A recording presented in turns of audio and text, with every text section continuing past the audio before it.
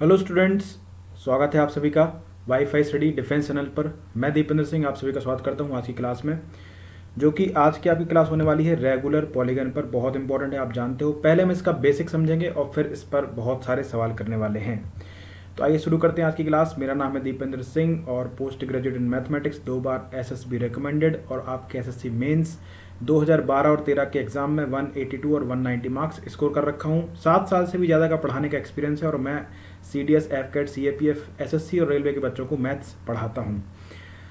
ये इस चीज़ के लिए आप इतनी मेहनत कर रहे हो, अगर आपने कभी अपना नेवर गिव अप वाली आपकी जो डिटर्मिनेशन है, जो विल पावर है, उसके लिए अगर आप जब आपकी जॉब लगेगी, जब आप इस यूनिफॉर्म में अपने आप को देखोगे तो उस दिन अपने आप को थैंक करोगे।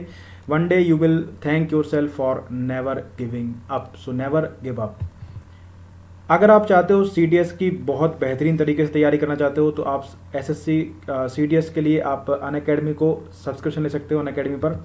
उसके लिए आपको देखो, अनअकैडमी सब्सक्रिप्शन लेने पर आप क्या क्या मिलता है। डेली लाइव क्लासेस मिलती हैं, स्ट्रक्चर्ड कोर्सेज मिलते हैं, लाइव टेस्ट और क्विज़ मिलती हैं और अनलिमिटेड एक्सेस मिलता है। अब देखो, बहुत सारे बच्चों को ये पता नहीं होता कि अनअकैडमी सब्सक्रिप्शन का मतलब क्या होता है। तो अनअकैडमी सब्सक्रिप्शन क्या होता है कि आपके UPSC CDS में या FCAT में या फिर CAPF में बात करें तो मैथ्स, इंग्लिश और GS ये सब्जेक्ट आते हैं।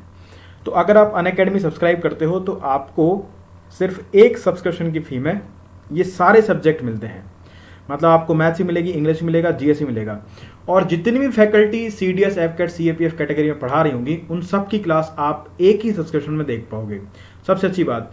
और आपको डेली लाइव क्लास मिलेंगी और जो लाइव क्लासेस होंगी उसका हर 4 सेशन आपका डाउट क्लियरिंग सेशन होगा। मतलब आपको जो डाउट्स आएंगे, देखो इन लाइव क्लासेस में तो आप डाउट्स पूछ ही सकते हो, साथ में जो भी आपके डाउट्स आ रहे हैं इसके अलावा उस 4th जो डाउट क्लास वाली क्लास हो रही है, आप उसमें आकर के अपने डाउट्स क्लियर कर सकते हो। स्ट्रक्चर्ड कोर्स होगा, मतलब आपको पहले से पता रहेगा कि किस दिन क्या क्लास होने वाली है, तो आपको पहले से अपनी उस तरीके से प्रिपरेशन रखना होगा। तो यहाँ पर आपको लाइव टेस्ट भी मिल रहे हैं, क्विज भी मिल रही है और अनलिमिटेड एक्सेस, मतलब आप कितने बार भी इसको देख सकते हो। आप देखोगे तो अगर CDS, FCAT, CAPF इनमें से आप किसी भी कैटेगरी में, मतलब ये एक ही कैटेगरी है CDS, FCAT, CAPF, आप अगर सब्सक्रिप्शन लेते हो तो 1 महीने का 1600 रुपये का है, 3 महीने का 4000 का है, 6 महीने का 7200 का और 12 महीने का 8800 रुपये का है। इसमें अनअकैडमी तो आपको जो डिस्काउंट दे रही है वो दे ही रही है, लेकिन अगर आप ये कोड लगाते हो जो यहाँ पर लिखा हुआ है, यूज कोड दीप लाइव, दीपेंद्र सर लाइव आते हैं, याद करने में बहुत आसानी है, तो DEEPLIVE, अगर आप इस कोड को लगाते हो तो आपको इनमें से किसी भी प्लान को जो आप चूज करोगे और उसमें ये कोड लगा दोगे आप, तो आपको 10% क्या मिल जाएगा, एक्स्ट्रा ऑफ मिल जाएगा। आप यहाँ देख सकते हो कि अगर हमने 12 महीने का सब्सक्रिप्शन प्लान चूज किया, जो कि आपको रिकमेंडेड होगा कि या तो आप 6 महीने का परचेज करो या फिर आप 12 महीने का, क्योंकि आप जानते हो कि 1 या 3 महीने में आप इनकी तैयारी नहीं कर पाओगे ढंग से। तो अगर आप 6 महीने या 12 महीने का सब्सक्रिप्शन प्लान चूज करते हो, उसमें अगर आप दीप लाइव कोड अप्लाई करते हो तो आपको क्या मिलता है, 10% का ऑफ। तो जो कोर्स आपका 8800 का है वही कितने का हो जाता है, 7920 रुपये का। तो फटाफट से इसको ज्वाइन करो और अपना जो पढ़ाई करने का तरीका है उसको थोड़ा सा चेंज कर दो। हम बात कर रहे हैं पॉलीगन की। सबसे पहले बात करेंगे पॉलीगन, फिर आएंगे हम रेगुलर पॉलीगन पे। तो भाई पॉलीगन क्या होता है, एक ऐसा क्लोज फिगर जिसकी 3 या 3 से ज्यादा साइड होती हैं। तो पहले हम इसकी डेफिनेशन अगर लिखें तो लिखेंगे ए क्लोज्ड फिगर हैविंग 3 और मोर देन 3 साइड्स, वो क्या कहलाएगा, अपना पॉलीगन कहलाएगा। अब पॉलीगन कितने तरीके के होते हैं, तो पॉलीगन होते हैं 4 तरीके के। पहला कॉन्वेक्स पॉलीगन, इनके भी डेफिनेशन भी समझेंगे क्योंकि इनकी डेफिनेशन में सवाल भी अपने पेपर में आते हैं। दूसरा हो जाएगा अपने पास कॉनकेव पॉलीगन,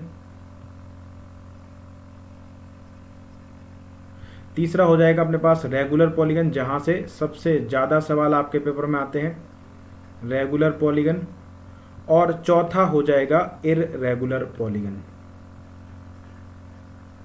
इररेगुलर पॉलीगन, जो अपने सिलेबस में नहीं है लेकिन इसका हमें बस इंट्रोडक्शन पता होना चाहिए। इंट्रोडक्शन मतलब होता क्या है, ये सारी चीजें पता होना चाहिए। तो कॉन्वेक्स पॉलीगन क्या है कि ऐसा पॉलीगन जिसके all interior angles must be less than 180 degree, must be less than 180 degree. तो जो कॉन्वेक्स पॉलीगन होगा उसके सारे इंटीरियर एंगल 180 से क्या होंगे, छोटे होंगे। कॉनकेव क्या होता है, अभी मैं आपको इसकी डायग्राम बना करके समझा दूंगा तो आपको क्लियरली समझ में आ जाएगा। Concave polygon, at least one interior angle, at least one interior angle, one interior angle must be greater than 180 degree, greater than 180 degree. 180 degree आप समझते हो ना, स्ट्रेट लाइन क्या बनाती है 180 डिग्री, ये अपने पास क्या है 180 डिग्री है ना, और ये जो परपेंडिकुलर ये क्या है अपने पास 90 है, तो ये 90 ये 90 पूरा क्या हो गया अपने पास 180। ये चीज समझते हो, बस इतना ही समझना है इसमें। रेगुलर पॉलीगन क्या है अपने पास, ऑल, इसकी डेफिनेशन देखो ध्यान समझना, बहुत सारे बच्चों को दिक्कत है, वो समझते हैं कि रेक्टेंगल रेगुलर पॉलीगन है। तो रेगुलर पॉलीगन की डेफिनेशन समझो, all interior angle, all interior angles, all exterior angles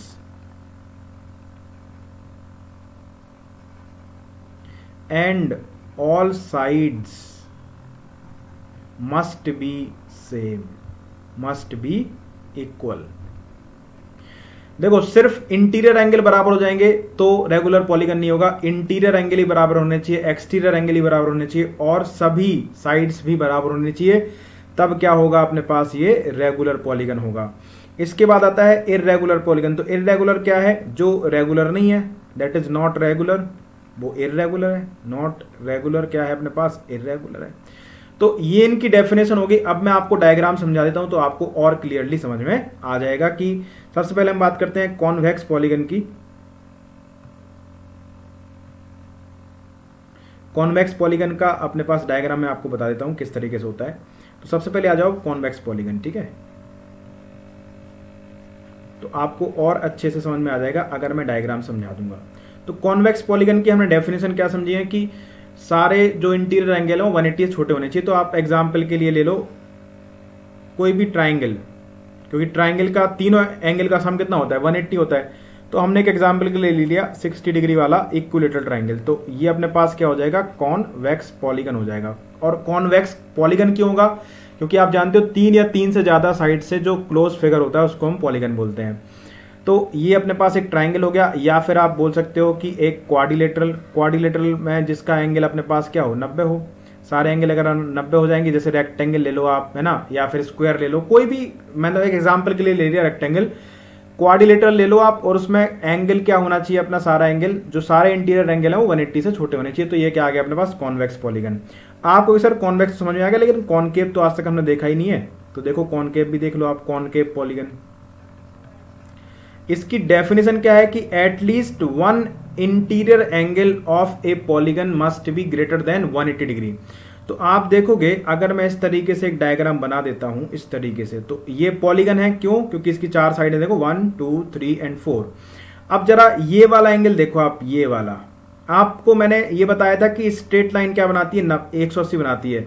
तो अगर आप इस लाइन को आगे बढ़ाते तो ये वाला एंगल, ये जो मैं यहां पर देख रहा हूं, यहां पर दिखा रहा हूं, ये एंगल अपने पास 180 है, लेकिन ये पूरा एंगल तो 180 से क्या है, ज्यादा है। ये पूरा एंगल क्या है मेरे पास 180 से ज्यादा है, इसलिए ये इसको क्या बोलोगे आप, कॉनकेव पॉलीगन।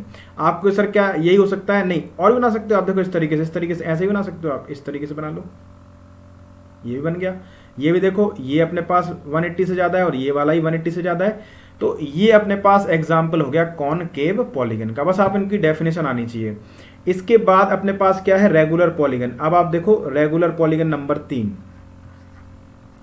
तो रेगुलर पॉलीगन क्या होगा, समबाहुभुज जिसको बोला जाता है। रेगुलर पॉलीगन क्या होगा, जिसकी सारे इंटीरियर एंगल, सारे एक्सटीरियर एंगल और सारी साइड आपस में क्या हो, बराबर हो, वो क्या कहलाएगा अपने पास, रेगुलर पॉलीगन कहलाएगा। एग्जाम्पल के लिए अगर देखो तीनों साइड बराबर हो गई तो इसके तो तीनों एंगल बराबर हो जाएंगे। तो अगर मैंने एक एग्जाम्पल लिया ट्राइंगल एबीसी का, तो कौन सा एग्जाम्पल लूंगा मैं लूंगा इक्विलेटरल ट्राइंगल का। इक्विलेटरल ट्राइंगल का एग्जाम्पल, क्योंकि जो इक्विलेटरल ट्राइंगल होता है, समबाहु त्रिभुज जो होता है, उसके तीनों एंगल आपस में बराबर होते हैं। मतलब अगर ये 60 है तो ये वाला भी 60 हो जाएगा और ये वाला एंगल भी क्या हो जाएगा मेरे पास 60 हो जाएगा। और इसकी तीनों साइड आपस में क्या होती हैं, बराबर। अब आपको सर एक्सटीरियर एंगल क्या होता है, तो अगर आप त्रिभुज में किसी भी साइड को आगे बढ़ाओगे तो ये एंगल अपने पास क्या आ जाएगा, एक्सटीरियर आ जाएगा। अगर ये 60 है और स्ट्रेट लाइन पर एंगल जो बनता है वो 180 बनता है, तो अगर ये 60 है तो ये कितना आएगा अपने पास, 120 आ जाएगा। ठीक है, आप इसको भी देखोगे, आगे बढ़ाओ इसको, तो अगर ये 60 है तो ये वाला एंगल भी कितना हो गया मेरे पास, 120 हो गया। अगर आप इसको आगे बढ़ाओगे तो ये एक्सटीरियर बन गया, तो ये वाला एंगल भी कितना आ जाएगा मेरे पास, 120 आ जाएगा। रेगुलर पॉलीगन की डेफिनेशन जरा याद करो, सारी साइड बराबर होनी चाहिए, सारे इंटीरियर एंगल बराबर होने चाहिए और सारे एक्सटीरियर एंगल भी क्या होने चाहिए, बराबर होने चाहिए। तो equilateral triangle is a example of regular polygon. अब आप मुझे बताओ कि रेक्टेंगल रेगुलर पॉलीगन है कि नहीं, तो आपको कि सर अब नहीं है वो, क्यों, क्योंकि उसके चारों एंगल तो 90 हैं लेकिन चारों साइड बराबर नहीं है, अपोजिट साइड बराबर होती है, इसलिए वो रेगुलर पॉलीगन नहीं होता है। ठीक है, तो रेगुलर पॉलीगन क्या होगा, रेगुलर पॉलीगन होगा अपना स्क्वायर। रेगुलर पॉलीगन क्या होगा अपने पास, क्वाड्रिलेटरल की अगर हम बात करते हैं तो स्क्वायर। ठीक है, जिसकी चारों साइड बराबर होती हैं, अगर हम बात करते हैं तो चारों साइड बराबर हो जाएंगी और इसके चारों एंगल भी आपस में क्या हो जाएंगे, इंटीरियर एंगल ही बराबर हो जाएंगे। और क्योंकि ये इंटीरियर एंगल 90 है तो एक्सटीरियर एंगल भी कितना हो जाएगा अपने पास, 90। आप कोई भी एक्सटीरियर एंगल खींच लो, ये सारे क्या हो जाएंगे अपने पास, 90 हो जाएंगे। ठीक है, तो ये अपने पास क्या बन गया, ये अपने पास बन गया रेगुलर पॉलीगन। पेंटागन बना सकते हो आप, हेक्सागन बना सकते हो, तो ये कहलाएंगे अपने पास रेगुलर पॉलीगन जिनकी साइड बराबर, इंटीरियर एंगल बराबर, एक्सटीरियर एंगल बराबर। ठीक है, मैंने आपको 2 एग्जाम्पल के लिए समझा दिया। ये अपने पास क्या है, स्क्वायर, और स्क्वायर क्या है अपने पास, रेगुलर पॉलीगन है। अब आ जाओ आप इर्रेगुलर पॉलीगन पे, तो अब आप समझ गए होंगे कि हम कौन सा ले सकते हैं, इर्रेगुलर पॉलीगन। तो इसको अगर आप देखोगे इर्रेगुलर पॉलीगन को, पहले इसका बेसिक देखना है ढंग से। इर्रेगुलर पॉलीगन क्या होगा अपने पास, देखो रेक्टेंगल बना देता हूं मैं इस तरीके से कि ये एल है तो ये भी एल हो जाएगा, ये बी है तो ये भी बी हो जाएगा। देखो इसकी अपोजिट साइड इक्वल है, ना कि चारों साइड इक्वल है, जबकि रेगुलर पॉलीगन की डेफिनेशन क्या बोलती है कि चारों साइड इक्वल होनी चाहिए, चारों इंटीरियर एंगल बराबर होने चाहिए, चारों एक्सटीरियर एंगल बराबर होने चाहिए। तो इसके इंटीरियर एंगल चारों बराबर है, एक्सटीरियर एंगल चारों बराबर है, लेकिन अपोजिट साइड इक्वल है, इसलिए जो रेक्टेंगल होता है वो कैसा होता है, इर्रेगुलर पॉलीगन होता है। बाकी आप पेंटागन, हेक्सागन कुछ भी बना सकते हो। तो ये अपने पास कॉन्वेक्स पॉलीगन, कॉनकेव पॉलीगन क्या होता है, रेगुलर पॉलीगन क्या होता है और इर्रेगुलर पॉलीगन क्या होता है, ये हमने समझा। ठीक है, इसके बाद आप देखो, अब हम आ जाते हैं कि जो आपका रेगुलर पॉलीगन है उसके एरिया के बारे में और इन सब बातों पे हम आ जाते हैं। इंटीरियर एंगल का सम क्या होता है, एक्सटीरियर एंगल का सम क्या होता है, इस सब पे आ जाते हैं हम। ठीक है, तो आ जाओ अब सबसे पहले पॉलीगन की बात करें अगर हम, और पॉलीगन में भी किस पॉलीगन की बात कर रहे हैं हम, रेगुलर पॉलीगन की। ठीक है, रेगुलर पॉलीगन में क्या होगा, तो हमने एक डायग्राम बनाया इस तरीके से, आप बहुत बढ़िया तरीके से समझोगे। देखो इस तरीके से हमने एक डायग्राम बनाया ताकि आपको चीजें समझ में अच्छे से आए।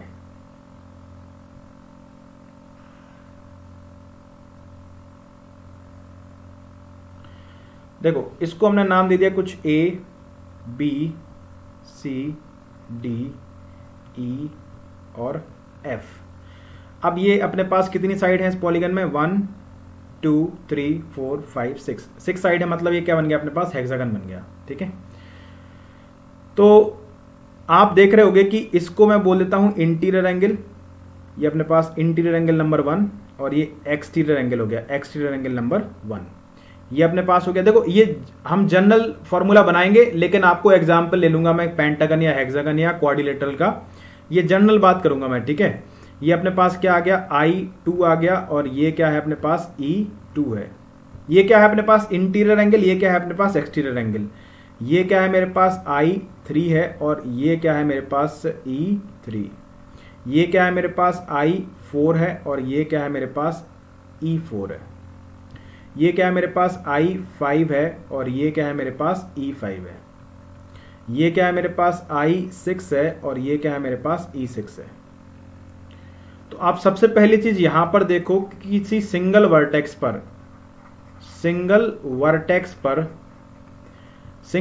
पर जो एक इंटीरियर एंगल और एक एक्सटीरियर एंगल का सम कितना होता है, 180 होता है। तो आप ध्यान रखना इस बात को कि किसी एक वर्टेक्स पर एक इंटीरियर और एक एक्सटीरियर का सम कितना होता है अपने पास, 180 डिग्री। पहली बात तो आपको ये ध्यान रखनी है। ठीक है, दूसरा दूसरा अगर आप यहां से देखो तो हम इसके सभी इंटीरियर एंगल का सम निकालना चाह रहे हैं। हम निकालना चाह रहे हैं कि I1 plus I2 plus I3 plus I4 plus I5 कितना होगा, I6, है ना। और ये अपने पास देखो मैंने ये पॉलीगन का एग्जाम्पल लिया है, हम बात जनरल करेंगे कि ऐसा पॉलीगन जिसकी नंबर ऑफ साइड कितनी होंगी, n होंगी। समझ गए आप बात। तो इसके सिंगल वर्टेक्स पर जितने भी जो सिंगल वर्टेक्स पर एक इंटीरियर एक एक्सटीरियर बन रहा है उनका सम कितना होगा अपने पास, 180 होगा। तो अगर मैं आपसे एक रेगुलर पॉलीगन की बात करता हूं तो जिसमें n वर्टेक्स हैं या n साइड हैं, क्योंकि किसी भी पॉलीगन में जितने वर्टेक्स होंगे, वर्टेक्स क्या होते हैं, जहां पर दो साइड आकर के मिलती हैं, तो इसमें कितने वर्टेक्स हैं, तो आपको सर 6 वर्टेक्स हैं। तो जितने नंबर ऑफ वर्टेक्स होते हैं उतने ही नंबर ऑफ साइड्स होती हैं, जितने नंबर ऑफ वर्टेक्स हैं उतने ही नंबर ऑफ साइड्स हैं। 1 देखो आप इसको देख लो, 1 2 3 4 5 6 वर्टेक्स हैं, 6 ही साइड हैं और 6 ही इंटीरियर एंगल, 6 ही एक्सटीरियर एंगल। तो सिंगल वर्टेक्स पर, एक वर्टेक्स पर किसी भी पॉलीगन के एक वर्टेक्स पर इंटीरियर एंगल और एक्सटीरियर एंगल का सम कितना होता है, 180 होता है।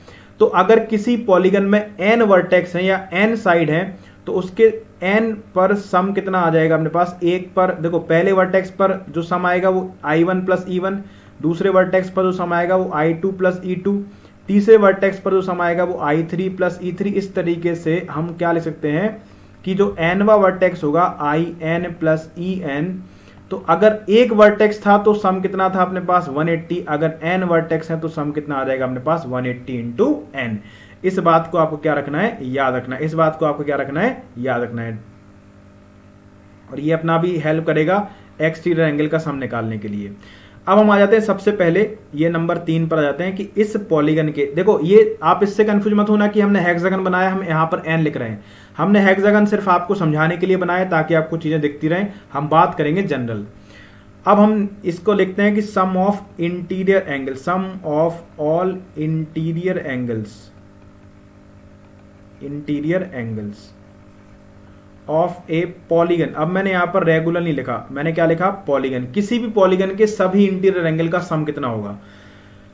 अब पॉलीगन है तो वो इर्रेगुलर भी हो सकता है, रेगुलर, दोनों के लिए काम करेगा, ये चीज हम बनाने वाले हैं। तो अगर आप देखोगे तो अपना सबसे छोटा पॉलीगन क्या होता है, ट्राइंगल होता है, और ट्राइंगल के तीनों इंटीरियर एंगल का सम कितना होता है, 180। कैसे, अगर आप यहां से एक पैरेलल लाइन खींच दोगे, इस बात को भी सीख से जाते हैं साथ साथ में, जो चीजें हमने बचपन में रट रखी थी, किसी ट्राइंगल एबीसी में ये अपने पास सबसे छोटा पॉलीगन होता है। अगर हमें पता है कि ट्राइंगल के तीनों इंटीरियर एंगल का सम कितना होता है, 180 होता है। कैसे होता है, तो हमने क्या किया, इस BC के पैरेलल एक लाइन खींच दी। क्या किया हमने, ये जो साइड BC थी इसके पैरेलल हमने एक साइड खींच दी, इस तरीके से एक लाइन खींच दी।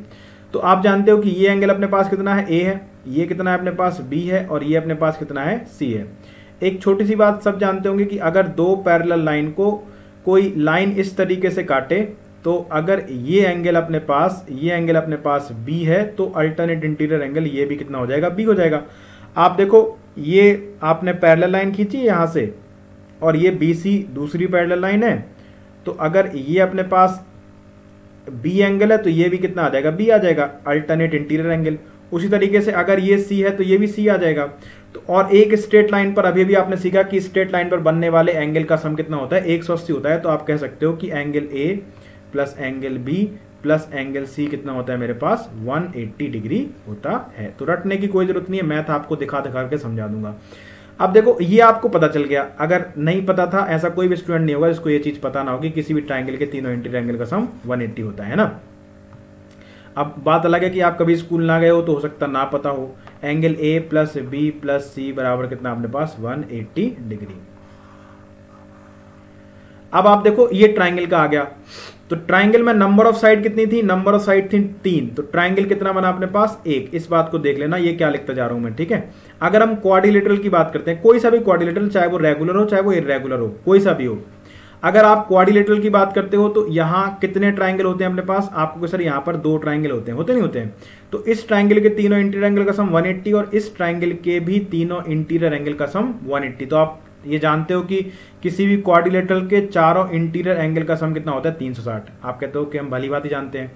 अब यहां पर मैं क्या कर रहा हूं कि नंबर ऑफ साइड अपने पास कितनी है, 4, तो ट्राइंगल कितने बने अपने पास, 2, और जितने ट्राइंगल होते हैं उतना 180 होता है भाई। अगर 2 ट्राइंगल होंगे तो 180 कितने बार आएगा, 2 बार आएगा। अगर 3 ट्राइंगल होंगे तो 180 कितने बार आएगा, 3 बार आएगा, है ना।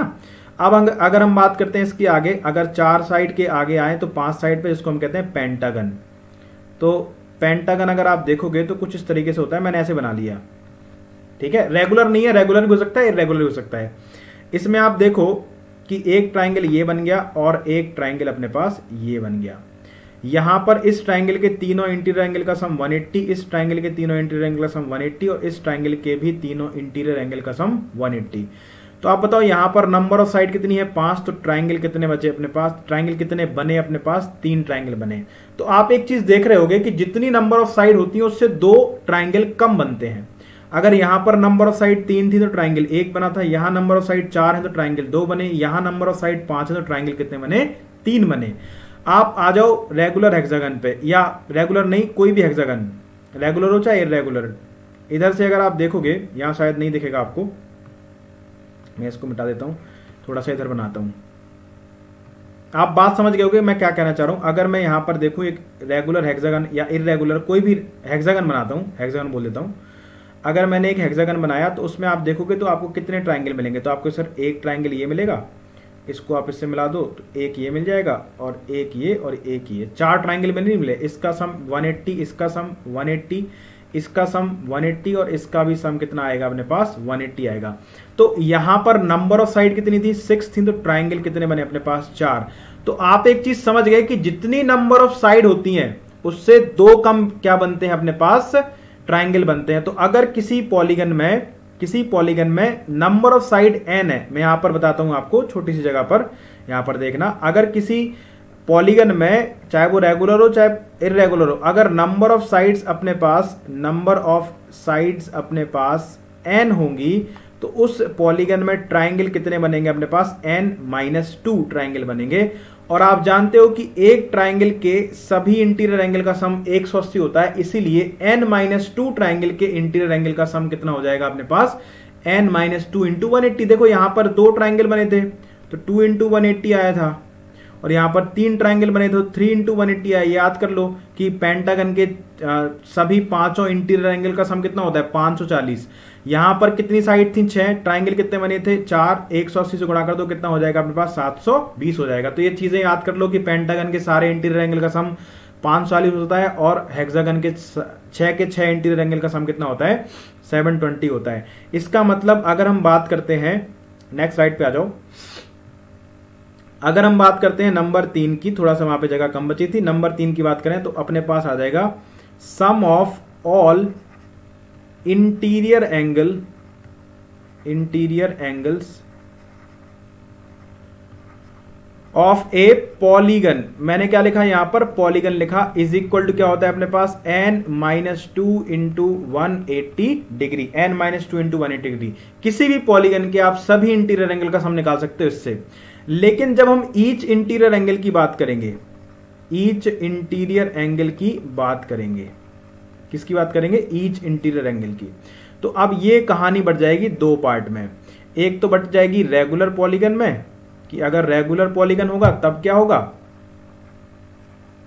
और दूसरी बढ़ जाएगी आपकी इररेगुलर पॉलीगन में। अगर पॉलीगन रेगुलर नहीं है, इररेगुलर है, तब क्या होगा।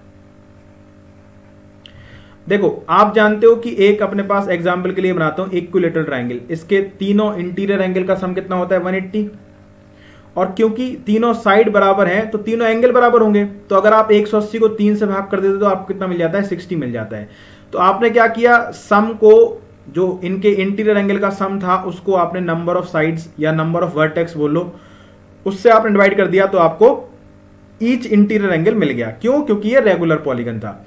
अगर हम स्क्वायर की बात करते हैं, स्क्वायर के चारों एंगल का सम कितना होता है? 360, और इसमें नंबर ऑफ साइड कितनी अपने पास है? 4, तो इसका ईच इंटीरियर एंगल अपने पास कितना आ जाता है? 90 आ जाता है। तो आप देखोगे तो जो रेगुलर पॉलीगन होता है उसमें क्या करते हैं हम? रेगुलर पॉलीगन में आप टोटल जो सम आया आपका n-2 इंटू 180, उसको आप क्या करते हो? नंबर ऑफ साइड से क्या कर देते हो? डिवाइड कर देते हो। तो आपको क्या मिल जाता है? Each interior angle of a regular polygon. देखो यहां पर पॉलीगन लिखा है तो सम काम करेगा सब में, चाहे रेगुलर हो चाहे इररेगुलर। लेकिन जब हम ईच इंटीरियर एंगल की बात करेंगे तो रेगुलर पॉलीगन के ईच इंटीरियर एंगल की वैल्यू होती है n-2 into 180 by n। Irregular polygon का आप ईच इंटीरियर एंगल तभी निकाल पाओगे जब आपको उनके ईच जो इंटीरियर एंगल्स हैं उनका आपको रेशियो दिया होगा। मान लो मैं कहता हूं कि एक ट्राइंगल है अपने पास और ये इस ट्राइंगल की कोई साइड बराबर नहीं है, मैंने ये दे दिया कि इसके तीनों एंगल का जो इंटीरियर एंगल का रेशियो है वो अपने पास 1:2:3 है। तो बताओ हर एक इंटीरियर एंगल कितना होगा, तो आप बता दोगे क्योंकि आप जानते हो कि तीनों का सम कितना आने वाला है, 3 2 5 और 1 6, 180 आने वाला है। तो एक की वैल्यू अपने पास कितनी आएगी, 30 आएगी। तो एक एंगल अपने पास 30 हो जाएगा, एक अपने पास 60 हो जाएगा और एक अपने पास 90 हो जाएगा।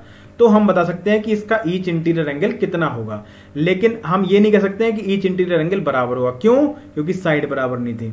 तो इर्रेगुलर पॉलीगन के आप ईच इंटीरियर एंगल की वैल्यू तभी निकाल पाओगे when the ratio of angles given, जब आपको जो कोणों का अनुपात दिया होगा तभी आप इसके ईच इंटीरियर एंगल की वैल्यू निकाल पाओगे। इतनी बात समझ में आ गई। तो ये अपने पास किसी भी पॉलीगन के सभी इंटीरियर एंगल का सम आ गया। दूसरा, each interior angle of regular polygon और इर्रेगुलर पॉलीगन की हमने बात कर ली।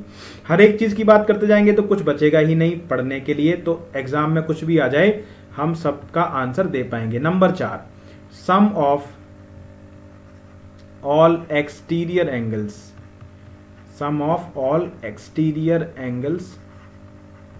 of a polygon। फिर से हमने क्या लिखा, पॉलीगन लिखा, ना कि हमने इर्रेगुलर या रेगुलर पॉलीगन लिखा। हमने क्या लिखा, sum of all exterior angle of a polygon.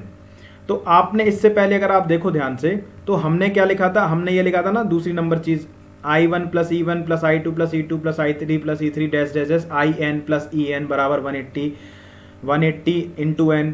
तो अगर हम एग्जाम्पल लेते हैं इसका, किसका, अगर हम यहां पर देखें तो हमने एक ऐसा पॉलीगन लिया जिसकी नंबर ऑफ साइड n थी। तो आप जानते हो कि उसके सभी interior angle I1 + I2 + I3 + I4 + dash dash dash, अभी आपने सीखा कि किसी भी पॉलीगन के, चाहे वो रेगुलर हो चाहे इर्रेगुलर हो, उसके सभी इंटीरियर एंगल का सम कितना होता है। तो आपने सीख लिया 180 इंटू n-2, ठीक है।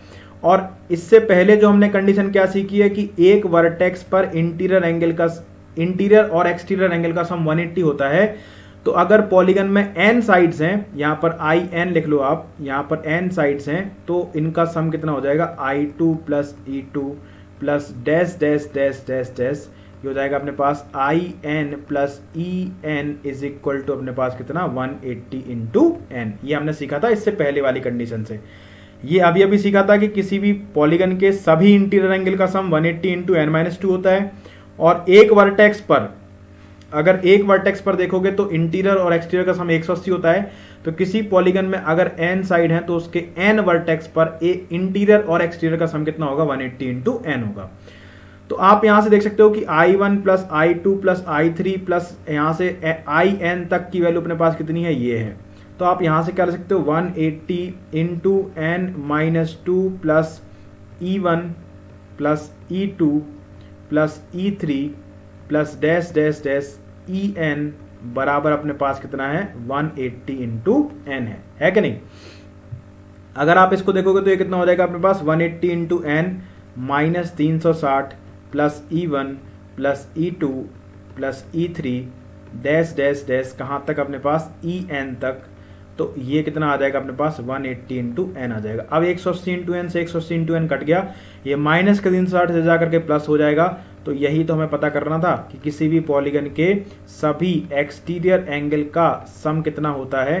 तो ध्यान रखना कि सभी एक्सटीरियर एंगल का सम होता है अपने पास 360 डिग्री। और इसमें क्या नहीं है, नंबर ऑफ साइड्स नहीं है, चाहे रेगुलर हो चाहे इर्रेगुलर, उसके जो एक्सटीरियर एंगल का सम आएगा वो हमेशा कांस्टेंट होगा। कितना होगा, 360। आप ट्राइंगल के तीनों इंटीरियर एंगल का सम अलग अलग पाओगे, ट्राइंगल और क्वाड्रिलेटरल के, है ना, लेकिन आप इनके एक्सटीरियर एंगल का सम क्या पाओगे, हमेशा 360 पाओगे। तो कोई भी पॉलीगन हो, चाहे वो इर्रेगुलर चाहे रेगुलर, उसके सभी एक्सटीरियर एंगल का जो सम होता है वो 360 होता है। समझ गए बात। तो अब यहां पर आएगा ईच एक्सटीरियर एंगल, क्या आएगा अपने पास, each exterior angle, each exterior angle. अब कहानी दो पार्ट में बढ़ जाएगी, आप जानते हो कौन कौन से दो पार्ट हो जाएंगे, आप दिखाओ, बताओ जरा कौन कौन से दो पार्ट हो जाएंगे। तो आपको सर यहां पर दो पार्ट बन गए अपने पास, एक बन गया ये वाला रेगुलर पॉलीगन वाला, और एक बन गया अपने पास इररेगुलर पॉलीगन वाला, इररेगुलर पॉलीगन। ठीक है, तो यहां पर रेगुलर पॉलीगन में क्या होगा अपने पास 360 डिग्री बटे में n, और ये सेम कहानी व्हेन रेशियो इज गिवन, जो अपने पास इंटीरियर एंगल में था, व्हेन रेशियो इज गिवन। जब आपको रेशियो दिया होगा तो तभी आप ईच एक्सटीरियर एंगल की वैल्यू बता पाओगे, कहां पर, इररेगुलर पॉलीगन में, अदरवाइज आप नहीं बता पाओगे। ठीक है, लेकिन रेगुलर पॉलीगन में क्या होगा, रेगुलर पॉलीगन में अगर आप सम को किससे भाग कर देते हो, नंबर ऑफ साइड्स से, तो आपको ईच एक्सटीरियर एंगल मिल जाता है। बात समझे यहां तक। इसके बाद आ जाओ इसका डायगोनल, नंबर 4 के बाद नंबर 5। नंबर 5 जो कंडीशन है वो अपने पास आ गए नंबर ऑफ डायगोनल्स। ठीक है, नंबर ऑफ डायगोनल्स। डायगोनल्स मतलब क्या हो गया, विकर्ण, विकर्णों की संख्या।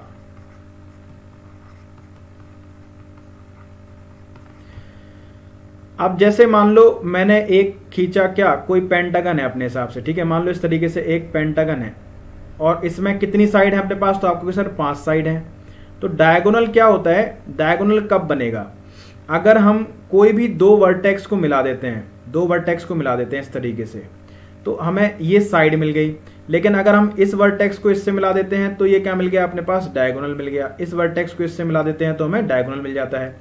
तो अगर n वर्टेक्स हैं किसी पॉलीगन में, तो मैंने एग्जांपल के लिए समझाया, अगर n वर्टेक्स हैं, उन n में से आप किसी भी दो को मिला देते हो या दो को चूज कर लेते हो, तो आपको दो चीजें मिल जाती हैं। अगर आप n में से दो को चूज कर लोगे तो ये अपने पास क्या मिल जाएगी, ये मिल जाएगी आपके पास सम ऑफ साइड्स एंड डायगोनल्स। तो ये अपने पास सिर्फ डायगोनल्स नहीं आए, ये डायगोनल के साथ साथ क्या आ गई, साइड्स आ गई। क्योंकि आप जानते हो कि अगर आप कोई भी दो वर्टेक्स को चूज करोगे तो आपको एक तो साइड ही मिल सकती है और डायगोनल ही मिल सकता है। अब अगर आपने n में से किसी भी पॉलीगन में अगर आपके पास n साइड्स हैं, उसमें आपने दो साइड्स चूज कर ली, तो आपको क्या मिलेगा, ये मिलेगा सम ऑफ डायगोनल्स प्लस साइड। इसमें से अगर हम नंबर ऑफ साइड्स घटा देंगे, है ना, यहां पर क्या मिल रहा है, सम ऑफ साइड एंड डायगोनल, अगर इसमें से हम नंबर ऑफ साइड्स घटा देंगे तो हमें क्या मिल जाएंगे, सिर्फ और सिर्फ डायगोनल्स। अब आपने पढ़ा होगा कि एन सी आर अपने पास कितना होता है, n factorial upon r factorial into n minus r factorial, ये पढ़ा है।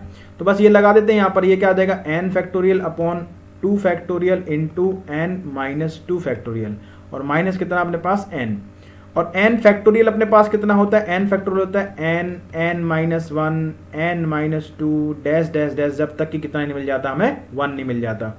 तो इसको हम क्या लिख सकते हैं, देखो इसको हमने लिख दिया n into n minus 1 into n minus 2 factorial, divide by इसको हमने लिख दिया 2 फैक्टोरियल और इंटू एन माइनस 2 फैक्टोरियल, और माइनस कितना अपने पास n, ऐसा इसलिए लिखा था ताकि ये फैक्टोरियल खत्म हो जाए। अब फैक्टोरियल 2 कितना होता है अपने पास, फैक्टोरियल 2 होता है 2 इंटू 1, मतलब 2 होता है। तो आप क्या करोगे, ये हो जाएगा अपने पास n into n minus 1 upon 2 minus कितना अपने पास n। इसको जरा आप सॉल्व करो तो ये अंदर मल्टीप्लाई करो कितना हो जाएगा, n square minus n minus 2n upon कितना 2, ये अपने पास हो जाएगा कितना, N square minus 3n upon 2। इस यही आपको फॉर्मूला मिलेगा बुक्स में, एन माइनस 3 डिवाइड बाय 2।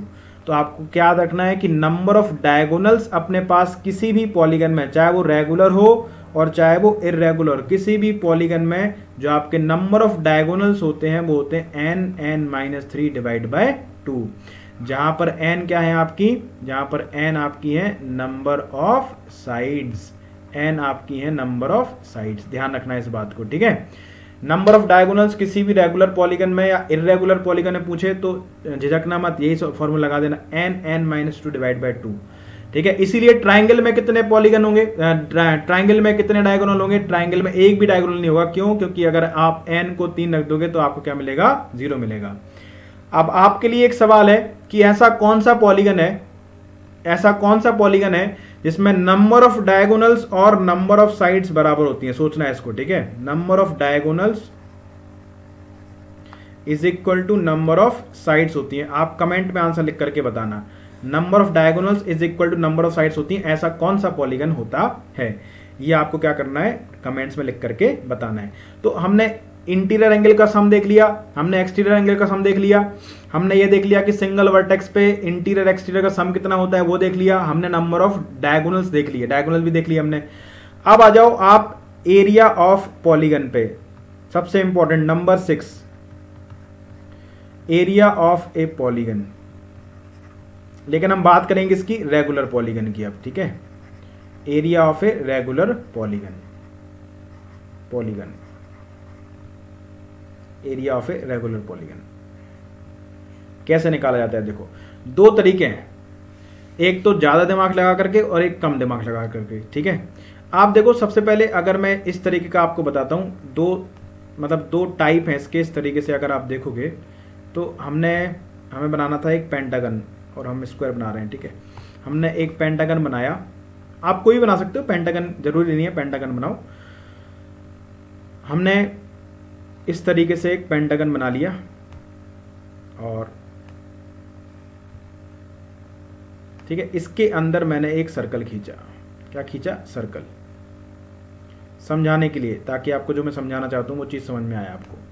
यहाँ मैंने एक सर्कल खींच दिया और वो सर्कल क्या कर रहा है, इसकी पांचों की 5 साइड को टच कर रहा है, A B C D E. ये अपने पास क्या है? पेंटागन है।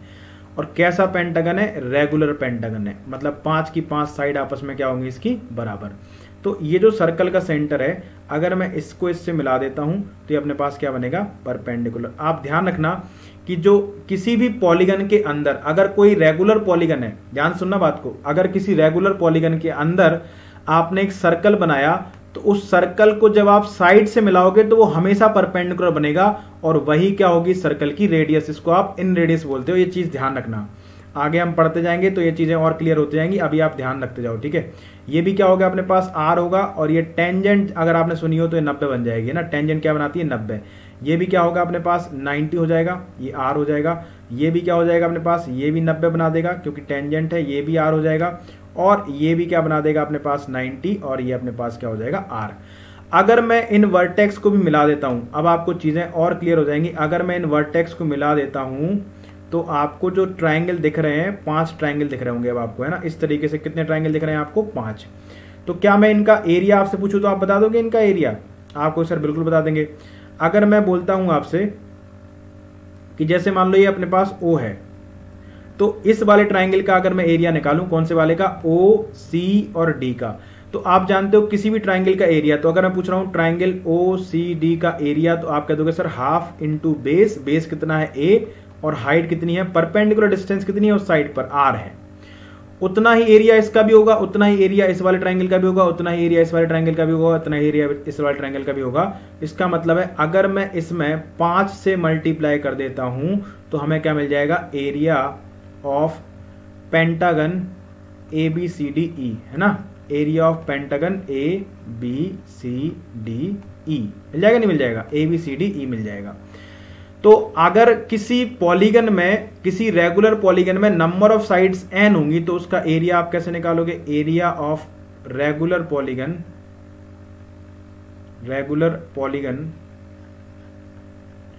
Having n number of sides, n sides, तो उसका एरिया अपने पास कितना आएगा? एरिया आएगा, अगर उसकी हमें n रेडियस दे रखी है तो half into a into r into n।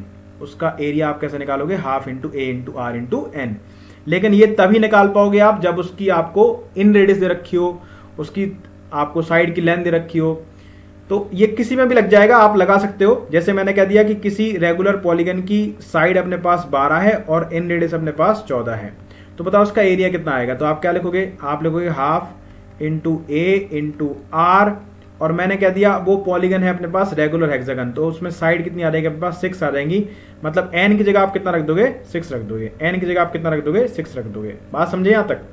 तो एक तो ये याद रखना है कि area of a regular polygon जिसकी आपको इन रेडियस दे रखी होती है, तो एरिया होता है half into a into r into n। दूसरा आपको ये चीज याद रखनी है, यहां से अब आप देखोगे, अब एक चीज और बनाते हैं, यहां पर इसी का एरिया बनाते हैं, area of regular polygon, area of regular polygon. और अब मैंने जो डायग्राम लिया वो लिया आपके साथ, आपके लिए रेगुलर हेक्सागन। अब देखो यहाँ से मैं कुछ बातें आपकी इन रेडियस, सर्कम रेडियस और ये सारी चीज़ें मैं आपको बताते जाऊँगा। अब यहाँ से, यहाँ ध्यान से देखना आप, ठीक है, ये आपके पास बहुत इंपॉर्टेंट है। हमने क्या बना लिया, एक रेगुलर हेक्सागन बना लिया। इधर मिटा देता हूं मैं,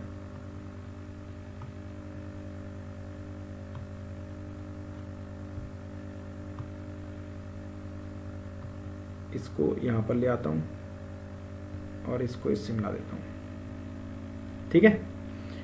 अब अगर ये देखो रेगुलर हेक्सागन क्या होता है, अगर ये रेगुलर है तो ये 6 इक्विलेटरल ट्रायंगल से मिलकर के बना होगा। मतलब अगर ये अपने पास ए है तो ये भी ए होगा, जिसको हम आर बोलते हैं। अभी बताऊंगा क्या होता है, चिंता मत करना, परेशान मत होना कि आर क्या है। इसकी सर्कम रेडियस होती है। सर्कम रेडियस क्या होती है, अपने पास आर होती है और आर ए के बराबर होती है। मैंने यहाँ पर इक्वल नहीं लिखा, ये 6 इक्विलेटरल ट्रायंगल से मिलकर के बना होता है। इसकी साइड अपने पास कितनी है, ए है, इसकी साइड हमने ए मान ली और ये भी ए ही होता है क्योंकि इसकी जो सर्कम रेडियस होती है कैपिटल आर वो ए होती है और इन रेडियस होती है इसकी √3/2 इंटू ए।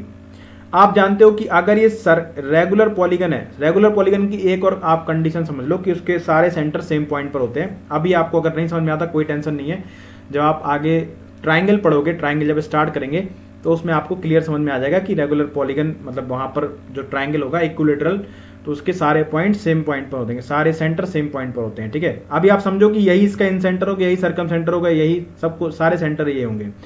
तो अगर अपने पास ये एक रेगुलर हेक्सागन है A B C D E और एफ और ये इसका सेंटर है, तो अगर मैं यहां से साइड को मिलाऊं, अभी हमने सीखा था कि अगर साइड से मिलाओगे और एक परपेंडिकुलर हमने ड्रॉ कर दिया तो वो क्या हो जाएगी, अपने पास इन रेडियस हो जाएगी। अभी अभी सिखाया था मैंने, है ना, कि अगर आपसे साइड को सेंटर को सेंटर से परपेंडिकुलर ड्रॉ करो तो वो क्या हो जाएगी, इन रेडियस। और क्योंकि ये रेगुलर पॉलीगन है, इसके सारे सेंटर सेम पॉइंट पर होंगे, मतलब यही इन सेंटर होगा, यही सर्कम सेंटर होगा। इन सेंटर क्या होता है, अगर इसके अंदर सर्कल बनाए जो सारी साइड को टच करेगा वो इन सर्कल होगा, उसका सेंटर इन सेंटर। ऐसा सर्कल जो इसके चारों वर्टेक्स को टच करे वो सर्कम सर्कल और उसका सेंटर सर्कम सेंटर। तो ये चीजें आप आगे सीखोगे, टेंशन मत लो, अभी आप सिर्फ समझ लो। बाकी मैं जनरल फॉर्मूला बना लेता हूं, आप रख करके निकाल लेना। तो आप जानते हो कि देखो ये हमें बात करनी है जनरल, मतलब ऐसा नहीं कि सिर्फ हमें रेगुलर हेक्सागन के बारे में बात नहीं करनी है। ये मैंने रेगुलर हेक्सागन फिर से इसलिए बनाया ताकि आपको चीजें समझ में आ जाए, दिख जाए आपको। हमें बात करनी है जनरल।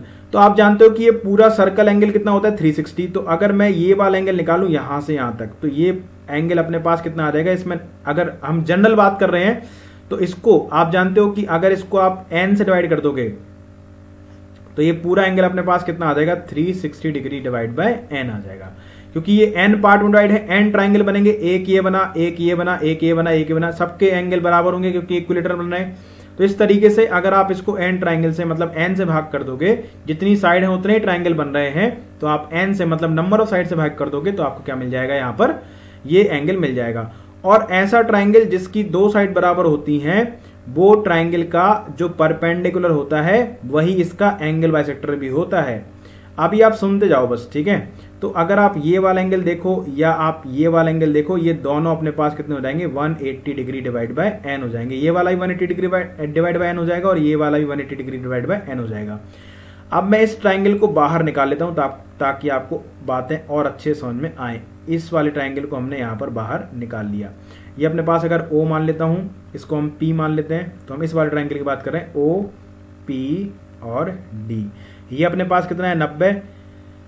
ये एंगल कितना है अपने पास, 180 डिग्री डिवाइड बाय n। ये क्या है अपने पास, कैपिटल R, ये क्या है, स्मॉल r। और ये जो परपेंडिकुलर है ये क्या करेगा, इस साइड को भी 2 इक्वल पार्ट में डिवाइड कर देगा, ठीक है। ये साइड को भी क्या करेगा, 2 इक्वल पार्ट में डिवाइड कर देगा। अभी आप देखते जाओ, आगे आपको सारी चीजें पता चलेंगी, परेशान मत हो, अभी आप बस देखते जाओ। अगर मैं इसमें आपसे पूछूं नंबर 1, अगर मैं इसमें आपसे पूछूं कि बताओ tan थीटा कितना होगा, तो tan थीटा की जगह कितना है अपने पास, 180 डिग्री डिवाइड बाय n। तो tan थीटा होता क्या है, परपेंडिकुलर अपॉन बेस। तो परपेंडिकुलर कितना हो जाएगा अपने पास, a/2 और बेस कितना हो जाएगा अपने पास, r। तो यहां से किसी भी रेगुलर पॉलीगन की इन रेडियस आपके पास आ गई, r को यहां भेज दो तो याद आएगा अपने पास a/2 into cot 180 degree divide by n। ये आपसे सवाल पूछ चुका है कि किसी रेगुलर पॉलीगन में अगर n साइड्स हैं तो उसकी इन रेडियस का फॉर्मूला क्या है। तो आपको इस तरीके से खतरनाक सा एक ऑप्शन मिलेगा, वो आप लगा देना। तो आप याद रखना कि किसी भी रेगुलर पॉलीगन की, ये किसकी बात कर रहे हो आप, रेगुलर पॉलीगन की बात कर रहे हो, किसी भी रेगुलर पॉलीगन की इन रेडियस कैसे निकालोगे, a/2 cot 180/n। अब देखो मैंने ये कैसे निकाली होगी, अगर आप यहां पर देखोगे तो रेगुलर हेक्सागन की अगर आप बात कर रहे हो तो वहां पर ये कितना आएगा अपने पास, a की जगह a रहेगा, मैं निकाल कर बताता हूं एक बार, इंटू कॉट 180/n, n कितना अपने पास 6, 6 से काटोगे कितने बार कट जाएगा, 30 बार। तो a/2 इंटू कॉट 30, कॉट 30 कितना होता है अपने पास, 1/√3 होता है, होता नहीं होता। तो ये कितना आ रहेगा अपने पास 1/√3। तो इसीलिए हमने क्या लिखा था, अच्छा कॉट 30 है, √3 होगा, कॉट 30 है, कॉट 30 अपने पास √3 होगा, tan 30 होता है 1/√3 है ना। तो ये अपने पास कॉट 30 आया था, तो ये कितना आएगा अपने पास √3 आएगा। तो यही हमने लिखा था √3/2 इंटू ए, ये चीज लिखी थी हमने √3/2 इंटू ए। तो आप ऐसे कोई भी, ये जरूरी नहीं है कि सिर्फ हेक्सागन की बात कर रहा हूं मैं, जनरल फॉर्मूले की बात कर रहा हूं, किसी भी रेगुलर पॉलीगन में n नंबर ऑफ साइड्स हैं, अगर n नंबर ऑफ साइड्स हैं तो उसकी आप इन रेडियस इस तरीके से निकाल सकते हो। अगर इसी ट्राइंगल में मैं सर्कम रेडियस निकालना चाहूँ तो मतलब मुझे r निकालना है जो कि 90 के सामने है, तो हाइपोटेनस किस में आता है, साइन और कॉस में, तो हमने लगाया साइन थीटा। तो थीटा यहां पर क्या है, थीटा यहां पर है 180 डिग्री डिवाइड बाय n। तो 180/n sine theta is equal to कितना हो जाएगा अपने पास, परपेंडिकुलर मतलब a/2 अपॉन हाइपोटेनस कितना अपने पास r। तो कैपिटल R कितना आ जाएगा अपने पास, a/2 into cosec 180 degree divide by n। Capital R अपने पास कितना आ गया, कैपिटल R अपने पास ये आ गया, R बराबर a/2 into cosec 180 degree divide by n। तो ध्यान रखना ये क्या कहलाती है, सरकम रेडियस, ये कहलाती है स्मॉल r अपने पास क्या कहलाती है, इन रेडियस किसी भी रेगुलर पॉलीगन की, और ये कहलाती है अपने पास सरकम रेडियस। इस चीज को आप ध्यान रखना। इसके बाद अब आप इसका एरिया भी निकाल लो, नंबर 3। तो आप जानते हो किसी भी रेगुलर पॉलीगन का जो एरिया होता है, अभी हमने क्या सीखा, हमने सीखा half into a into r into n, यही सीखा। और यहां पर हाफ इंटू ए, आर की जगह कितना है अपने पास, स्मॉल आर की जगह ये है, इसकी जगह आप ये रख दो, तो कितना आ जाएगा अपने पास a/2 into cot 180 degree divide by n, और इंटू कितना आ जाएगा अपने पास, n आ जाएगा। तो ये क्या हो जाएगा अपने पास, एरिया अगर आप ध्यान से देखोगे तो एरिया को मैं यहां लिख देता हूं, एरिया अपने पास हो गया na²/4, देखो na²/4 into cot 180 degree divide by n, ये क्या है इसका एरिया है, na²/4 into cot 180 degree divide by n। तो ये किसी भी रेगुलर पॉलीगन के एरिया का आपको क्या मिल गया, फॉर्मूला मिल गया। तो ये बातें आपको क्या रखनी है, ध्यान रखनी है। तो आज हमने क्या क्या सीखा, आज हमने सबसे पहले ये जाना कि पॉलीगन कितने टाइप के होते हैं, कॉन्वेक्स कॉनकेव क्या है, रेगुलर क्या है, इरेगुलर क्या, फिर उसके बाद उसके इंटीरियर एंगल का sum, each interior angle, exterior angle, सारे एक्सटीरियर एंगल का सम और ईच एक्सटीरियर एंगल, फिर इसका नंबर ऑफ डायगोनल, फिर इसके बाद इसकी इन रेडियस, सर्कम रेडियस और एरिया निकालने का, इतनी चीजें हमने सीखी। इसके बाद की चीजें अब हम एक एक चीज पढ़ेंगे, पेंटागन पढ़ेंगे, हेक्सागन पढ़ेंगे और ऑक्टागन पढ़ लेंगे। ये जो आपके सबसे इंपॉर्टेंट है, पेंटागन, हेक्सागन, ऑक्टागन, और इसके बाद इन पर सवाल कर लेंगे। तो ये आपका थ्योरी वाला पार्ट अभी कंप्लीट हुआ, ठीक है। अगर आपको ये वीडियो पसंद आ रहा है तो आपको क्या करना है, इस वीडियो को लाइक करना है, शेयर करना है दोस्तों में, और चैनल को आपको क्या करना है, सब्सक्राइब करना है। तो मिलेंगे हम नेक्स्ट क्लास में, टेक केयर, बाय बाय, जय हिंद।